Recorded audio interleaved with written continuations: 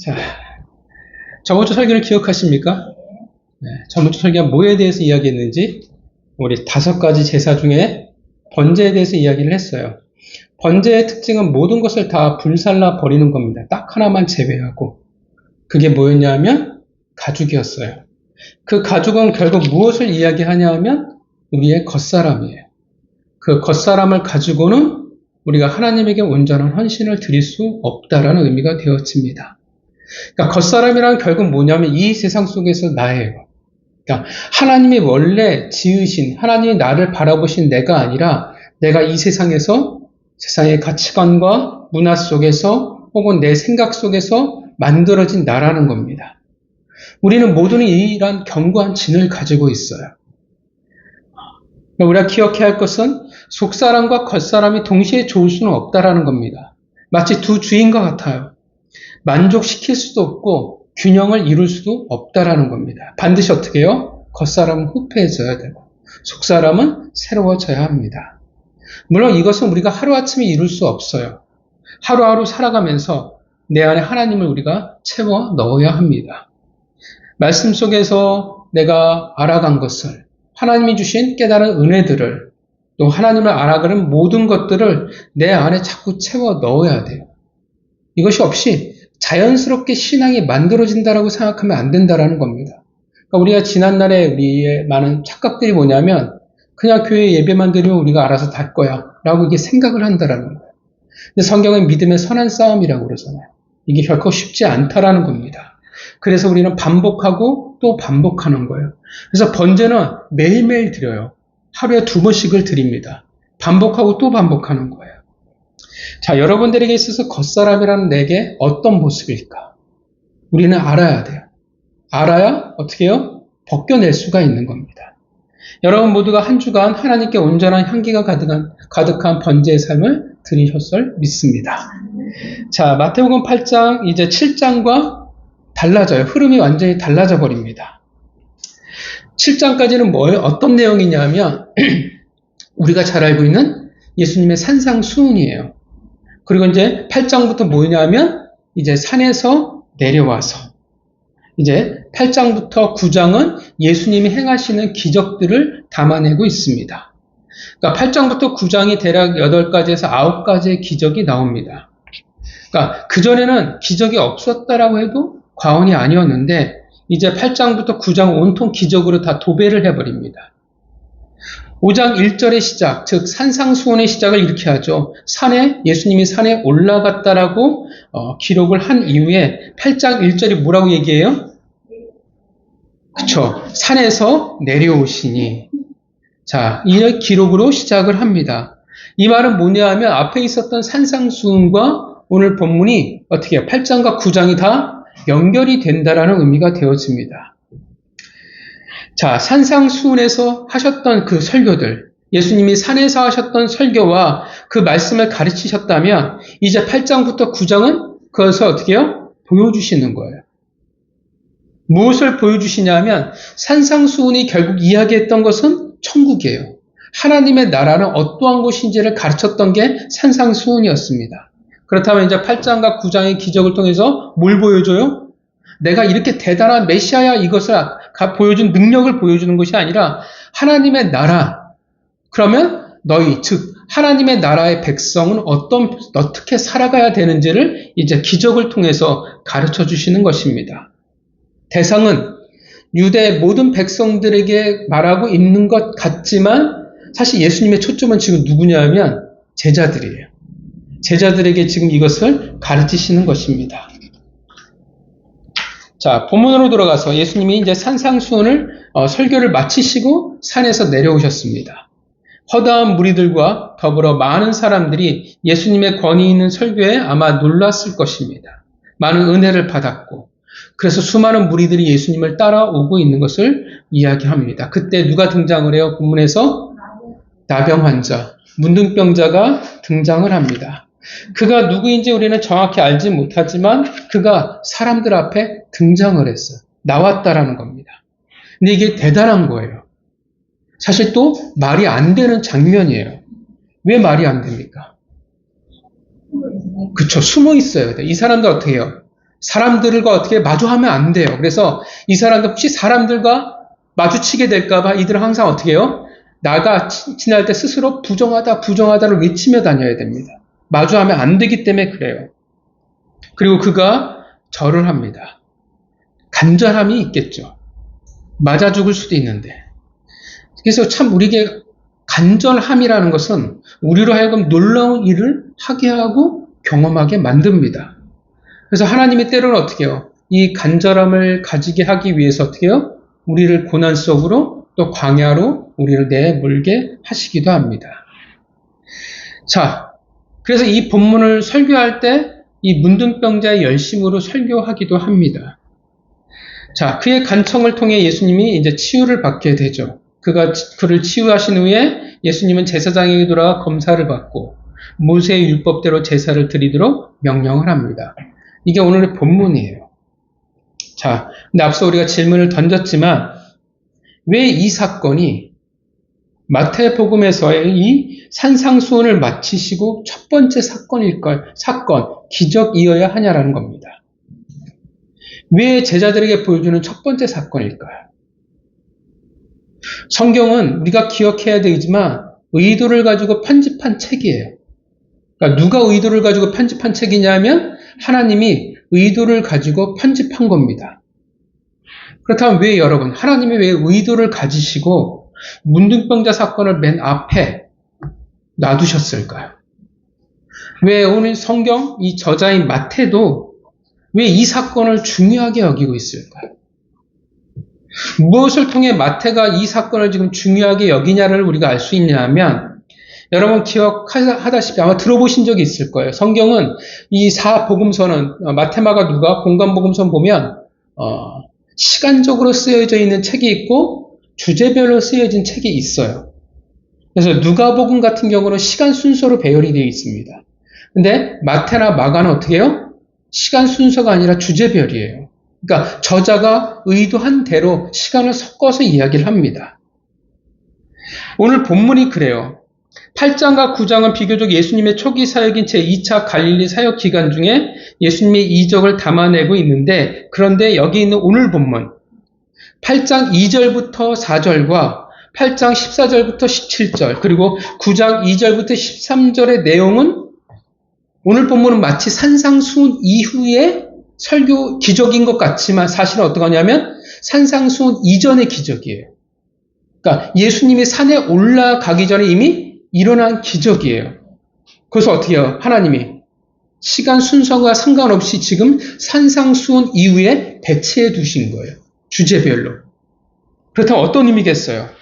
뭔가 의도가 있다라는 겁니다. 의도적으로 산상수훈이 끝나자마자 뭔가를 이야기하고 싶어서 산상수훈, 산에 올라가기 이전의 일을, 기적을 일부러 끌어오고 있는 겁니다. 그만큼 중요하고 그만큼 반드시 설명되어야 하는 산상수훈과 혹은 이 세상에서의 첫 번째 이적이라는 그 시점에 반드시 언급되어져야 한다는 겁니다. 또한 본문을 보면 오늘 우리 성경은 생략된 원어가 있어요. 뭐냐면 카이와 이두라는 원어가 있습니다. 카이라는 말은 그리고 라고 해석되어지고요. 이두라는 말은 뭐냐면 보라라는 말과 같습니다. 이걸 우리 구약성경 히브리어로 보면 여러분 들어보신 적이 있을 거예요. 힌내라고 이야기를 합니다. 자, 우리가 보기에 본문은 사실 짧고 그리 중요해 보이진 않지만 성경은 뭐라고 얘기냐면 이렇게 얘기되는 거예요. 그리고 봐라. 그러니까 앞으로 뭔가 사건이 일어난다라는 거예요. 그래서 하나님이 뭐라고 얘기하냐면 모두들 집중해봐. 뭔가 너희가 기대를 가지고 봐봐. 뭐를 보라고 성경이 강조하고 있냐면 한 문둥병자가 나오고 있는 것을 보라고 이야기하고 있다라는 것입니다. 성경은 지금 본문은 이 사건을 대하는 모든 이들이 이 사건에 집중하기를 원하고 있다라는 것입니다. 자, 왜 이 문둥병자를 치료한 사건이 중요할까요? 먼저 문둥병이란 여러분들이 어떤 병인지 잘 아실 겁니다. 살이 썩어 문드러지는 병이죠. 그리고 통증 자체가 없어요. 심각하고 이 당시에는 치유가 불가능한 병이었습니다. 또한 전염성 때문에 반드시 격리될 수밖에 없었습니다. 그래서 문둥병이 걸린 사람들은 어떻게 해요? 격리되죠. 집에서 격리가 아니라 어떻게 해요? 나가야 돼요. 이스라엘 옛날 같으면 진 밖으로 혹은 도시나 이런. 그래서 여러분들이 배너라는 영화 보시면 어떻게 해요? 주인공의 누이와 어머니가 문둥병이 걸리잖아요. 그래서 어디서 사냐면 어떤 동굴 같은 곳에서 살아갑니다. 그러니까 기피의 대상이었어요. 특별히 이스라엘 백성들에게 있어서 문둥병은 더 특별한 의미를 가집니다. 레위기 10장을 보면 정결에 대한 규례가 나오죠. 여기에는 부정한 음식, 사람이나 짐승의 시체 등등 그 중에 어떤 게 나오냐면 문둥병이 나와요. 문둥병은 이스라엘 백성들에게 있어 심각한 부정한 질병으로 인식을 합니다. 왜냐하면 문둥병은 그들이 생각하기에 이거는 그냥 병이 아니라 어떻게 해요? 천벌이에요. 하나님에게 저주를 받아서 생긴 병이라고 생각하기 때문에 그렇습니다. 그래서 문둥병 환자는 하나님에게 버림받은 자들이라 생각을 합니다. 실제로 하나님이 심판을 하실 때 어떻게 해요? 문둥병으로 심판하시기도 했어요. 대표적인 사람이 누구였냐 하면 우리가 잘 알고 있는 미리암과 아론이 있었습니다. 단순한 병이 아니라 문둥병은 하나님의 벌이에요. 그래서 인간이 죄라는 그런 상징 의미를 인식으로 가지고 있습니다. 문둥병에 걸리게 되면 병의 심각성 때문에 레위기 13장을 보면 병에 걸린 사람들은 옷을 찢어야 되고 머리를 풀어 헤쳐야 되고 옷자락으로 입술을 가리고 스스로 나는 부정한 자라 외치며 사람을 피해야만 했습니다. 부정한 자이기 때문에 집 밖으로 나가야 됐고 병이 낫기까지 돌아올 수 없었습니다. 문둥병은 병 자체의 고통도 심하고 끔찍하지만 사랑하는 사람과 안전한 보호 가운데서 머물 수 없는 혼자 떨어져 나가는 고통을 겪어야 했습니다. 문둥병은 그래서 상징하는 바가 뭐냐면 죄예요. 죄에 물든 사람을 생각하게 합니다. 왜냐하면 문둥병은 죄와 동일한 모습을 가지고 있기 때문에 그렇습니다. 죄의 심각한 모습을 보여줘요. 우리가 인간이 죄에 물들면 어떻게 되어집니까? 하나님이 원래 창조하셨던 그 형상, 하나님의 격을 담은 그 형상이 어떻게 해요? 파괴가 되어져 버립니다. 아무리 아름다움을 가지고 있을지 모르겠지만 죄에 물들어 버리면 그 모든 하나님의 선하게 보셨던 그 아름답게 보셨던 그 모든 것들이 사라져 버린다라는 겁니다. 마치 문둥병처럼 코가 떨어져 나가고 피부가 뭉개져 버리고 손가락이 떨어져 나가 버리는 상상 그 이상의 끔찍한 모습이 죄인의 모습이라는 것입니다. 문둥병은 죄의 심각성을 그리고 파괴성을 적나라하게 보여줍니다. 또한 문둥병이 가지는 전염성처럼 죄의 전염성도 굉장히 강합니다. 오죽하면 문둥병이 걸린 환자의 집은 불태워버렸습니다. 그 전염성이 있기 때문에 격리되어질 수밖에 없었어요. 이스라엘 그 언약 공동체에서 분리되어질 수밖에 없었습니다. 죄도 마찬가지죠. 죄의 특징이 뭡니까? 죄는 분리해요.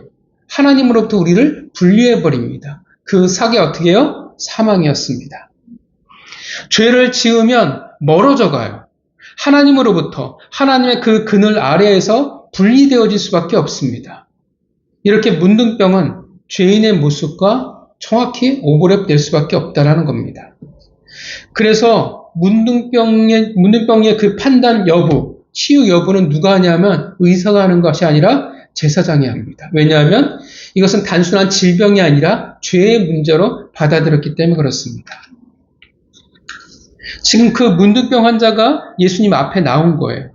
저주의 상징이자 죄인이요, 수치요, 언약의 공동체에서 분리되어진 한 사람이 지금 예수 앞에 나옵니다. 그리고 그가 부르짖죠. 주여, 원하시면 저를 깨끗게 하실 수 있나이다.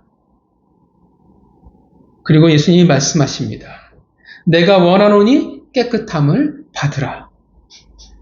여러분, 어떤 말이 가장 많이 반복되어 있어요? 본문에서? 깨끗함이에요. 그죠? 3번이나 반복해서 이야기하고 있습니다. 강조하고 있는 거예요. 이 장면에서 예수님의 사역이 무엇인지, 예수님이 왜 이 땅에 와야만 했는지를 지금 제자들에게 보여주는 거예요. 예수님이 왜 오셨습니까? 바로 문둥병자로 상징되어지는 죄인들을 위해서 오셨다라는 거예요. 어떻게 하기 위해서? 죄인들을 어떻게 하기 위해서 오셨어요? 깨끗하게 하기 위해서 오셨다라는 거예요.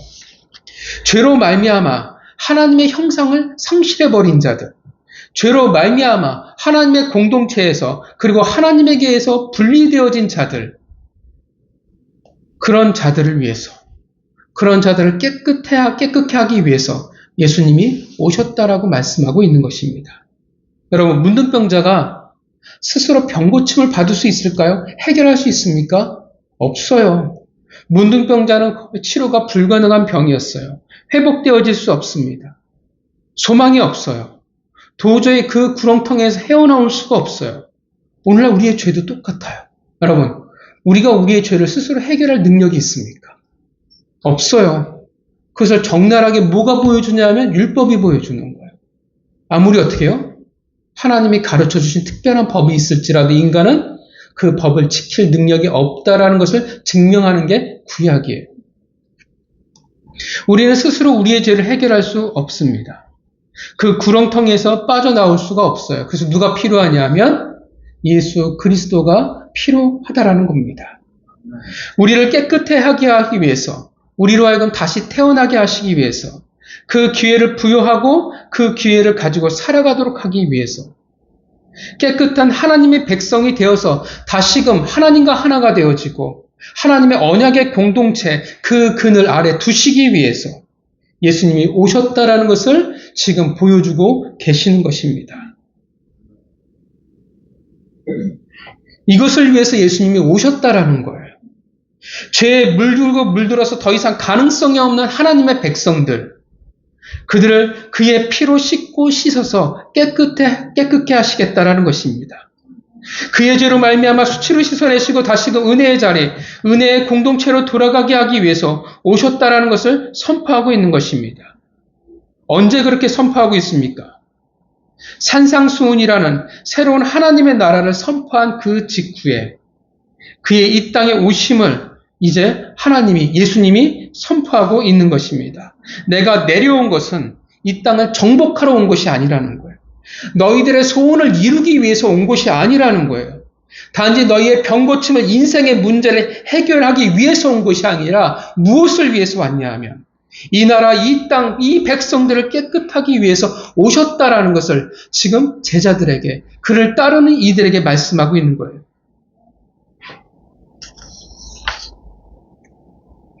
왜 그렇습니까? 유대인들은 지금 무엇을 예수님에게 원해요? 깨끗해, 예수님이 이스라엘 백성들을 치료하는 것을 원하지 않아요. 그들이 원하는 건 뭡니까? 메시아. 정치적인 메시아예요. 그래서 뭘 꿈꿔요? 로마의 그 식민지잖아요. 거기서 벗어나는 것. 그리고 다윗의 나라를 다시 세워서 이 땅을 어떻게 해요? 이방인들을 지배하는 것이 그들의 소원이었어요. 예수님이 그만한 능력이 있었잖아요. 여러분, 예수님이 왜 십자가에 못 박혀 죽었을까요? 미운 거예요. 그들의 소원을 안 들어줘요. 아예 능력이 없으면 상관이 없는데 예수님이 능력이 있거든요. 어떤 능력을 보여주셨어요? 아프면 치유해 주셨어요. 죽었으면 살렸어요. 배고프면 먹였어요. 뭐가 생각나겠어요? 여러분, 오늘날도 현대에 있어서 전쟁을 벌이는데 가장 심각하게 힘든 문제가 뭐냐면 보급 문제예요. 먹는 문제. 이걸 미국이 기가 막히게 해내요. 보급에 있어서 미국이 최강입니다. 또 생각해봐요. 전쟁에서 다쳤어요. 예수님이 어떻게 하면 돼요? 낫게 해주면 돼요. 죽었어요. 어떻게 하면 돼요? 살려요. 이렇게 막강한 군대가 세상에 어디에 있겠어요? 그들이 보기에 기대할 만해요. 예수님이 이 세상을 정복할 수 있어요. 근데 예수님이 뭐 하고 있어요? 가난한 자, 청년, 세리들, 아픈 사람들, 이런 사람들 만나고 이런 사람들 치유하고 오히려 이스라엘의 지도자들하고 각을 세워요. 뭐가 얄밉냐 하면 아예 능력이 없으면 어떻게 해요? 기대 안 해요. 애들도 그러잖아요. 얘는 도저히 공부할 애가 아니면 그럼 어떻게 해요? 기대 안 해요. 근데 머리가 좋아. 뭐만 하면 잘해. 근데 안 해. 그럼 어떻게 해요? 열받잖아요. 가룟 유다가 왜 예수님을 팔았겠어요? 기대했거든요. 근데 예수님이 하는 거는 내가 꿈꿔왔던 메시아와는 더 다른 거예요. 그래서 미운 거예요. 능력이 있는데 안 하니까 미워요. 그래서 어떻게 해요? 십자가에 못 박혀 죽여버린 겁니다. 이스라엘 백성들은 예수님에게 뭘 원해요? 깨끗함이 아니라 그들의 소원을 이루어줄 정치적 메시아를 꿈꿨어요. 그래서 어떻게 예수님이 말씀하시는 거예요. 나는 정치적 메시아로 다윗의 왕국을 너희들이 꿈꾸는 다윗의 왕국이 아니라 하나님이 원하시는 다윗의 왕국을 세울 자요. 너희들이 꿈꾸는 이 세상을 정복하는 자가 아니라 너희를 깨끗해 하기 위해서 나는 왔다라는 것을 지금 어떻게 해요? 예수님이 말씀하고 있는 것입니다. 이것을 위해 예수님이 오셨다라는 거예요. 이 땅을 정복하고 너희들의 소원을 이루는 자가 아니라는 것입니다.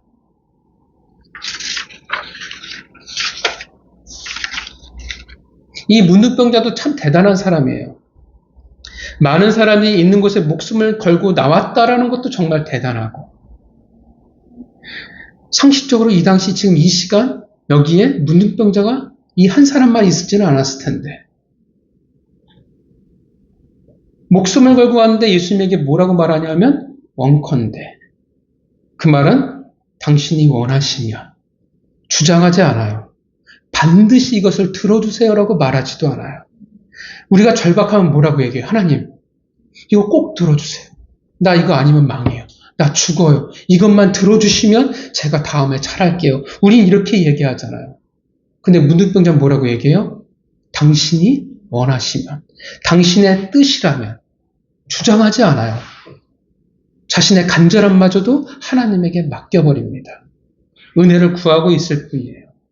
목숨을 걸고 나왔는데 결정을 하나님에게, 주님께 맡긴다라는 겁니다. 대단한 사람이에요. 대단한 사람이고 문둥병자이지만 대단한 실력을 가진 사람입니다. 그러나 성경은 그 문둥병자에게 지금 초점을 맞추고 있지는 않습니다. 무엇에 초점을 맞추고 있냐면 예수 그리스도가 왜 이 땅에 오셨는지에 대해서 초점을 맞추고 있습니다.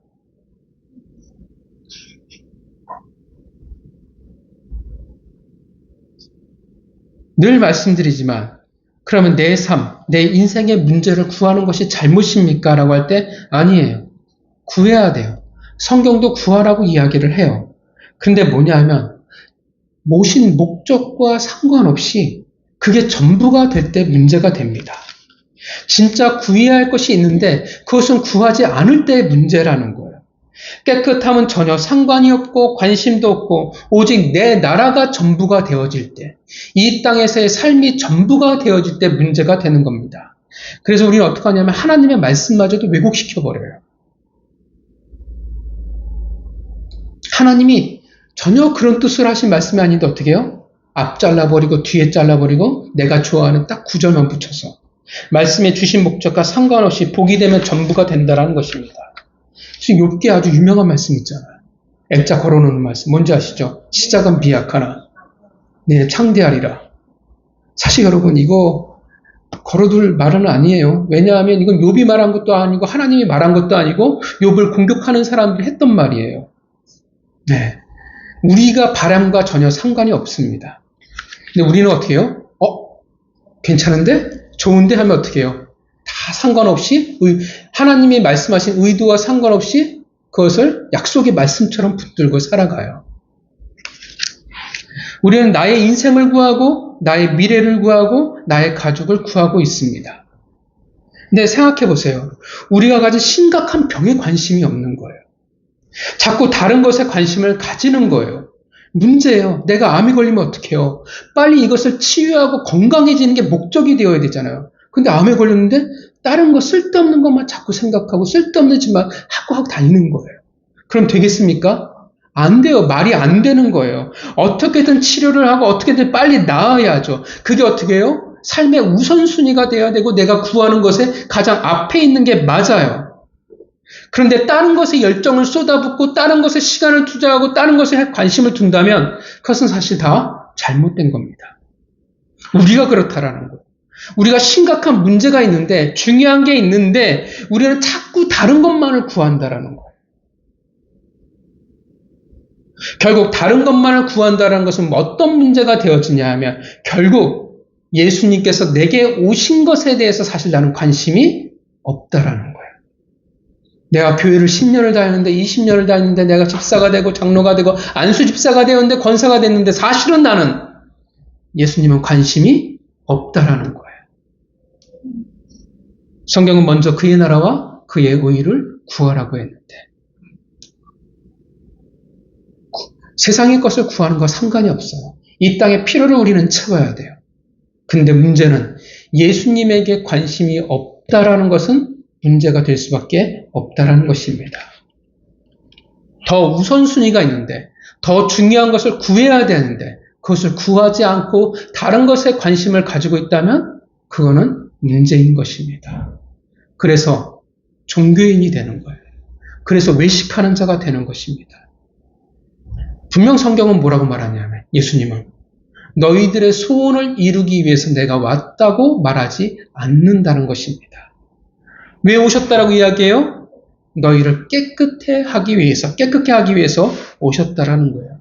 그래서 결국 누구를 닮게 만드시는 거냐 하면 예수 그리스도를 닮게 하기 위해서라는 것입니다.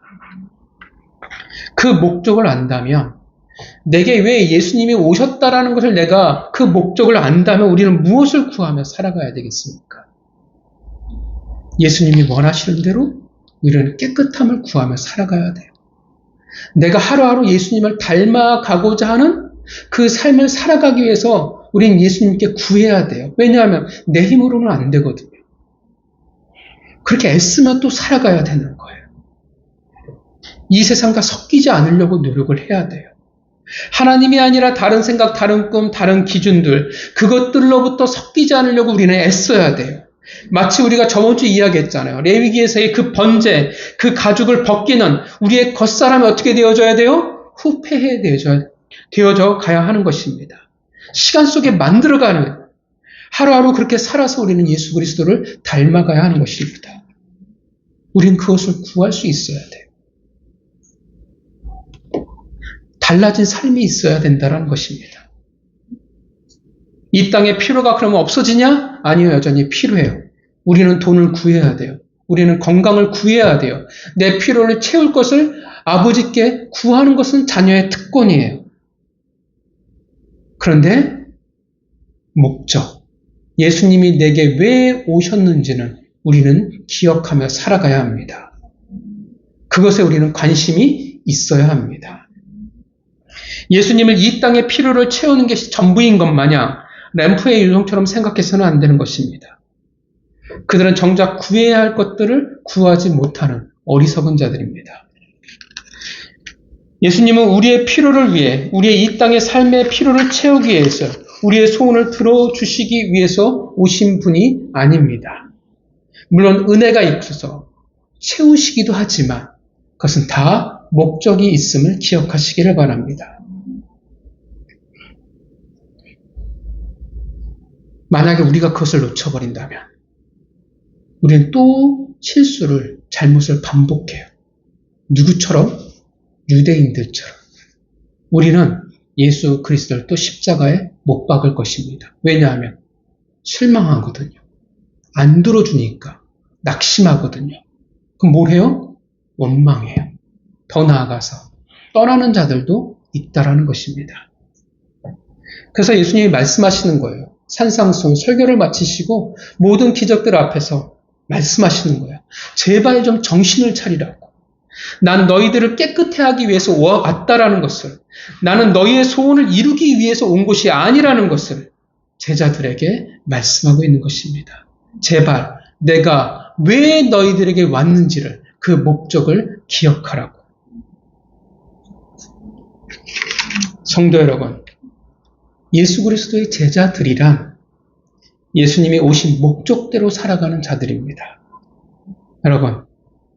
여러분들은 예수 그리스도의 제자이십니까? 어떻게 살아가야 돼요? 예수 그리스도의 오신 목적대로 우리는 살아가고 구해야 되는 것입니다. 이 세상의 필요를 말하세요. 채워야 할 것들을 말하세요. 그러나 그 목적을 잊지 마시기를 바랍니다. 한 주간 우리는 여전히 세상에서 많은 것을 구하며 살아가게 될 것입니다. 우리 모두에게 뭐가 있어요? 절박함이라는 게 있으니까. 인생이라는 것은 결코 쉽지 않으니까. 그러나 여러분들이 그것을 구하기 전에, 기도하기 전에 먼저 내가 구해야 할 것이 무엇인지를 한번 생각해 보시기를 바랍니다. 그리고 여러분의 삶 속에 내가 섞이지 않으려고 애쓰는 삶이 여러분 하루에 조금씩이라도 담겨져 있기를 바랍니다. 한 주간 예수 그리스도께서 오신 목적대로 살아가시는 성도가 되시기를, 그러하게 우리 모두 예수 그리스도를 닮아가는 제자가 되기를 주님의 이름으로 축원합니다. 기도하겠습니다.